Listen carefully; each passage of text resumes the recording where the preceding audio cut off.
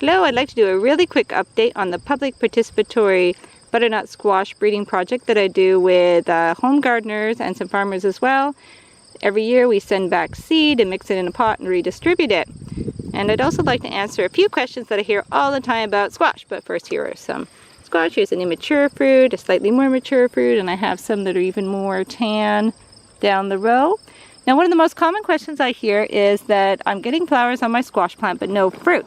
Now, often the male flowers come out first. So the squash has two types of flowers, male, and you can see this long stem here, and we'll have a little peek inside to where the pollen's produced. And then the female flowers right over here, and you see there's this little baby squash underneath the flower. And here's the female parts in there. Now you need both types of flowers in order to get the fruit, and because the male blossoms often come out first, they give the appearance that they're just falling off and you're not getting any fruit, and that's because of course they're not going to grow the fruit. So if you're patient, usually what happens is the female flowers come out a little bit later. Another possibility is that you're having pollination problems because of a lack of pollinators or something, and that's not usually a problem that I have, but you could always move pollen as well. The other question I commonly get is that I'm growing some squash and they look weird. Did they cross with the other squash I'm growing beside it? Well, they may have, but you will not see the effects of that in the fruit in the first year. Instead, what you're going to see is exactly whatever was intended to be grown with that seed. Now, it is possible that prior to you, that seed was crossed, but assuming there wasn't a labeling issue, or you didn't accidentally buy the wrong plant, or the labels weren't switched when you went to the nursery, what you should get is exactly what is advertised. Again, that's the way that the fruit looks in the first year.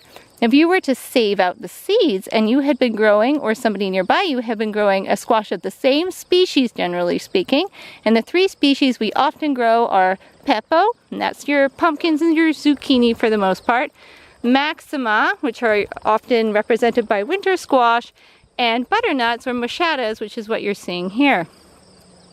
Now let's say you saved out seeds of those plants that had been nearby another variety of the same species and had the potential to cross.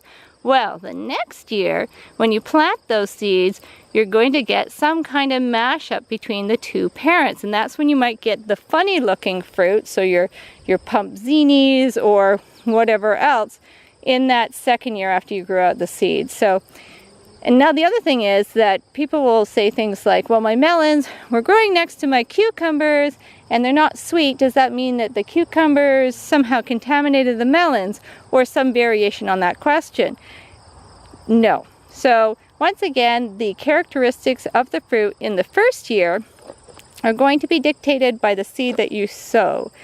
And it is true that some cucumbers are actually melons in disguise, but for the most part, they're not the same species, melons and cucumbers. So I'll just have a little look, we'll have a little look together, I should say, at the butternut squash. You can see they look kind of unhappy this year. The leaves have a lot of chlorosis on it. We've had a very cool, wet year. And I'm having a lot of dieback now. Now, often disease, in my experience, takes hold in plants after flowering or fruiting has commenced.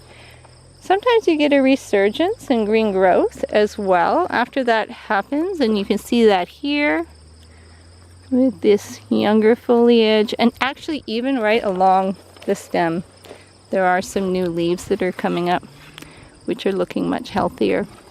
Oh, there's a little bit of powdery mildew. Again, that's really quite common. You can see it there, though not a ton. There hasn't been a lot of cucumber beetles or squash bugs or anything like that. I don't find that this particular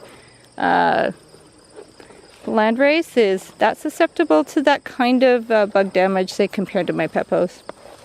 Some more nice mature fruit that are coming along. As we're going to be getting some potentially quite low temperatures in the next few days, I don't think it's going to be frost, but it is close. I'm going to be, as an insurance policy, cutting some of the more mature fruit to continue to ripen in my drying house. Oh, here's some more babies. Now this one was pollinated. You can see that fruit starting to swell a bit. Oh, and there, I just saw one that's not been pollinated. You see that there, fell off. Could be other reasons why you might get fruit drop as well. Okay, So I hope you're having lots of luck in your squash growing this year.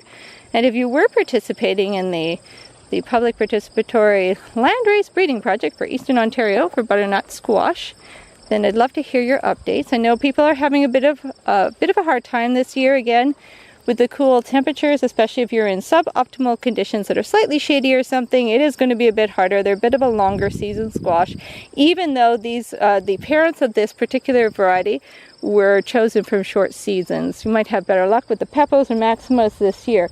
Certainly my Peppos are doing quite well. My Maximas aren't quite ripe either, actually. I would say they're pretty much on par with these here Machadas. Okay,